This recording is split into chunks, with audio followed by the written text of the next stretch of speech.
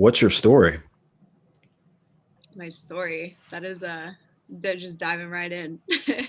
um, so I have been pretty much doing music my whole life. My parents grew up in New York in the era of like 60s, 70s doing jazz music and Broadway and all of that. So they had me, doing plays and listening to jazz music and soul and funk from a very young age. And you know how your parents kind of like throw you in a bunch of things just to see like what you like. And, they had us doing music first. And I was like, oh, I love this. This is what I want to do.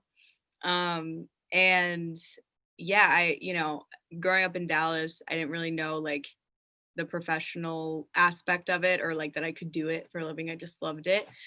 Um, and yeah, I was just playing shows around Dallas for a really long time. I started writing my own music when I was about 7 years old and playing piano. Um, and then I'd say when I was about like 12, 13, I started performing at coffee shops.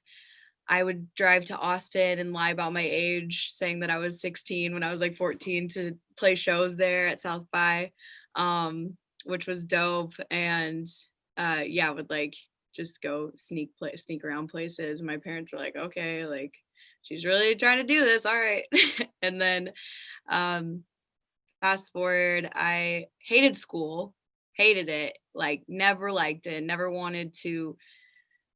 I wasn't like an extracurricular kid, nothing like that. So I ended up actually dropping out when I was 17 because I was like, I want to do music. Like, I don't want to sing in choir. Like, I want to do real music. So I moved to LA at 17 and just like saved up from my job, like cleaning pools and babysitting and stuff like that in Texas. And then I got there and I was like, oh, it costs a lot of money to live here. Shit. But yeah, I just honestly started, I only knew a few people, but was just working with different you know, musicians my age and just started writing with them, making shit.